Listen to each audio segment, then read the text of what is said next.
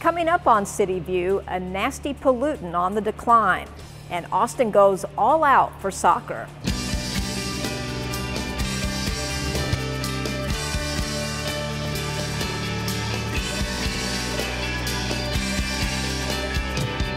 Hi, thanks for joining us. I'm your host, Carol Barish. Today we're recording in a different location at City Hall because of renovations taking place in the building. Recently, the head of the U.S. Economic Development Administration visited Austin to announce a grant award of $1 million to develop infrastructure at the Austin Remanufacturing Hub. The Remanufacturing Hub project, led by Austin Resource Recovery and the Economic Development Department, will turn 107 undeveloped acres at the city's closed landfill into an eco-industrial park for reuse and recycling manufacturers. The Remanufacturing Hub will be a place where recyclables can be transformed into new local products. The hub is also expected to assist recycling and reuse companies in creating more than 1,000 jobs locally. What it means for Austin is private investment reaching upwards of $30 million and ultimately the creation of over 1,200 jobs. It's an investment for the future because it supports environmentally sensitive development and also American manufacturing. Infrastructure development at the park is scheduled to begin early next year. Businesses interested in learning more about the opportunities available at the Remanufacturing Hub are encouraged to contact Austin Resource Recovery by visiting austintexas.gov/ecopark. Congressman Lloyd Doggett and Mayor Lee Leffingwell recently announced the findings of a study by the U.S. Geological Survey that shows the city of Austin's ban of coal tar sealants in 2006 resulted in a significant drop in the level of an important environmental pollutant in Lady Bird Lake. The sealants are used to refurbish asphalt parking lots, but quickly wear off as particles and then wash into waterways. Scientists studied sediment cores from Lady Bird Lake in 2014 and found that the priority pollutant in coal tar sealant, called polycyclic aromatic hydrocarbons, or PAHs, has declined by 58% from 2006 when the ban was implemented. The Austin City Council unanimously passed a ban on the sale or use of these pollutants, coal tar-based sealants, in the city of Austin in its ETJ. There was a lot of opposition to it, but I'm proud to say that the council stood firm, passed this ordinance. It went into effect on January 1st, 2006. As we can see, it has had a very definite effect. According to the study, these bans protect about 16 million Americans. Congressman Doggett continues to push for a nationwide ban. For more information on the coal tar ban, visit the link on your screen.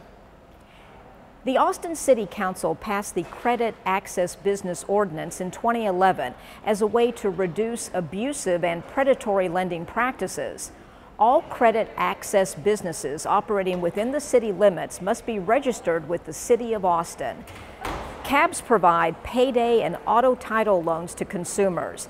The following is a PSA that explains what the Credit Access Program is. The Austin City Council passed the Credit Access Business Ordinance in 2012. The purpose of the ordinance is to protect the welfare of our residents by monitoring credit access businesses in an effort to reduce abusive and predatory lending practices. Well, when my daughter passed away, I had to borrow to bury her. I started paying them back.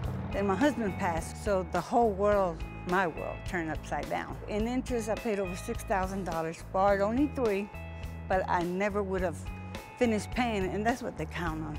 That was a hard lesson to learn. Credit access businesses are most commonly known as payday lenders and auto title lenders. The City of Austin's Telecommunications and Regulatory Affairs, or TARA, oversees the Credit Access Business Program. TARA is working with state-licensed Austin businesses to obtain the appropriate registration to operate within the City of Austin. A lot of the money of some of these people is going directly to payday lenders to service these loans, which they can't get out of.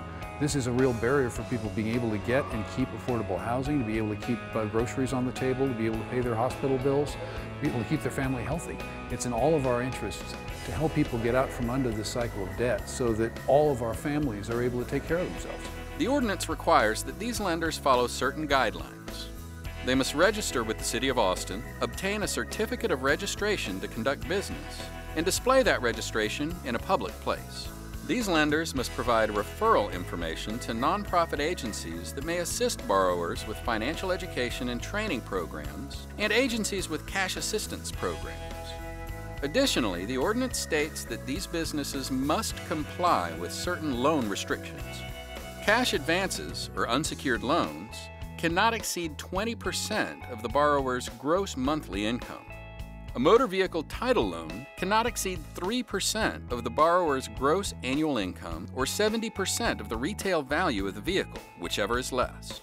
Loans cannot be refinanced or renewed more than 3 times. If you're stuck in a payday loan that you can't pay off, what this is going to do is help you pay it off in installments rather than all at once. That's the usual problem people have, is they don't have that kind of money in their pockets all at once. But if you got a fourth of it in your pocket, you can pay it off in pieces and retire the loan over 4 weeks or 4 months or however long it takes to get rid of the loan, get out of the cycle, and never have to worry about it again. For more information, visit the website on your screen. Recently, Austin residents attended a public viewing of the Belgium versus USA World Cup match. I believe that we will win! I believe that we will win! I believe that we will win! Hundreds of soccer fans took to the lawn and cheered for the red, white, and blue. We were there too to see what folks had to say about the event. The players are very handsome, so that helps. But I do love the camaraderie, really. It's all about that. All the dressing up is fun to see. USA! USA! USA! USA! USA! I mean, I just looked up, what's the best place to watch, where the most people, where the most energy would be, the biggest TV screen, so there's no other choice really for me, so.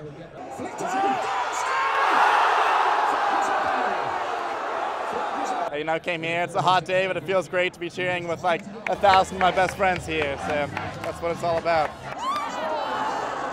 Well, that's all for this week's City View. I'm your host, Carol Barish.